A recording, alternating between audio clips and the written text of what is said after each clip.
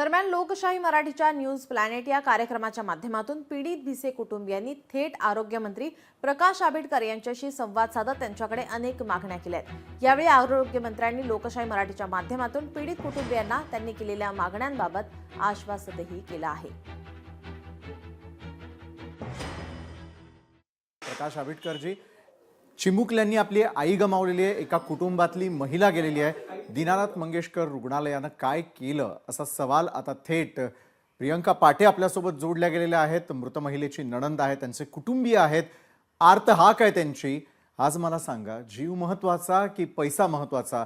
रुग्णालय प्रशासन दोषी असतील तर आपण काय करणार आहात? प्रकाश आंबेडकरजी,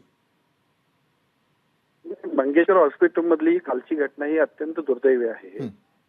ज्या पद्धतीनं पेशंटला उपचार उशीर झाला, त्यानंतर जी काही दुर्घटना घडली ती अतिशय गंभीर आहे। त्यामुळे त्याच्याबद्दल राज्य शासनाच्या वतीनं एक चौकशी समिती नेमली गेली। त्या चौकशी समितीचा अहवाल पुढच्या 1-2 दिवसांमध्ये येईल आणि त्याप्रमाणे जे काही कायदेशीर त्यांच्याकडून चुका अनियमितता झालेत, खरं तर प्रत्येक डॉक्टरांचं कर्तव्य असं आहे की त्यांनी पेशंटला उपचार करण्यासाठी प्राधान्य दिलं पाहिजे। परंतु ज्या पद्धतीचा उशीर झालाय तो अक्षम्य आहे आणि त्याच्याबद्दल योग्य ती कारवाई शासनाच्या वतीनं आपण करतोय।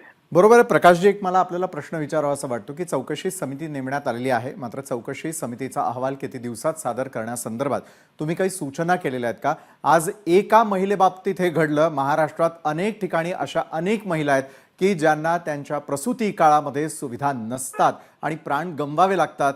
यावरती आता शासन काही मोठा निर्णय घेईल का? प्रकाशजी, आपल्या हातात आहे आरोग्य मंत्रालय।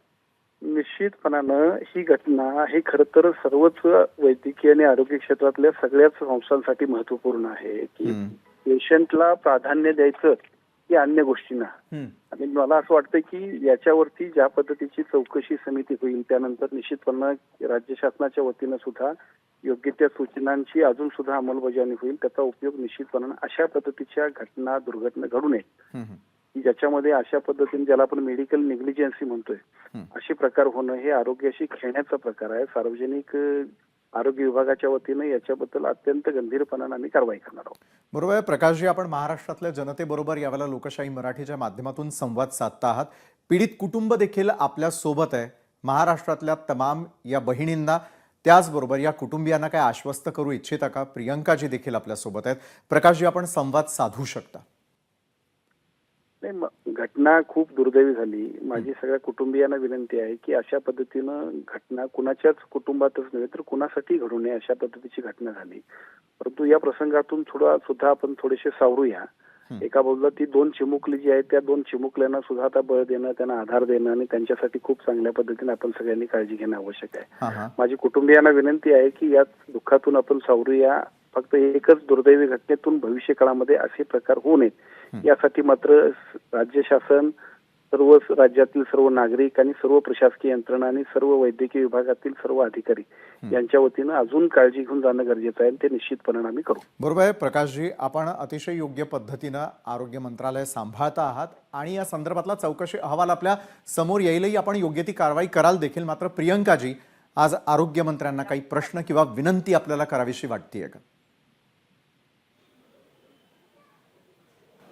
आम्हाला फक्त एवढंच वाटतं की जे डॉक्टर आहेत त्यांचं लायसन रद्द व्हायला पाहिजे, धर्मदायी हॉस्पिटल झालं पाहिजे, गोरगरिबांना मोफत उपचार झाले पाहिजे आणि आमच्या बहिणीचा आज जीव गेलाय असं कोणाचाही कुठल्याही व्यक्तीचा तिथे जीव जाऊ नये, पैशाअभावी किंवा कुठल्याही अभावी असं कुठल्याही व्यक्तीचा जीव जाऊ नये। आम्ही आमचा जीव वाचवू शकलो नाही, आमच्यामुळे त्या हॉस्पिटलमुळे त्या सगळ्या गोष्टी झाल्या। फक्त कुणाचाही जीव असा परत जाऊ नये एवढीच विनंती।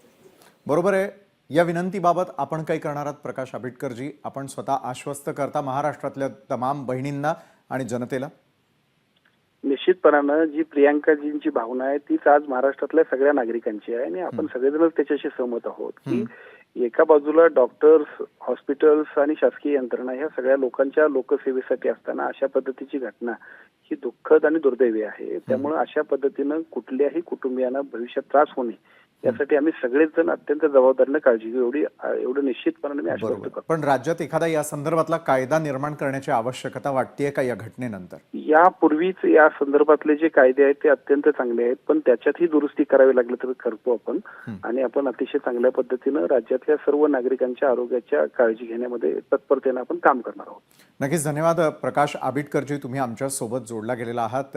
प्रियंकाजी, आपण ऐकलं असेल की आरोग्यमंत्र्यांनी स्वतः आश्वस्त केलेलं आहे राज्यातील जनतेला. लोकशाही मराठी ऐका, पहा, जागरूक रहा.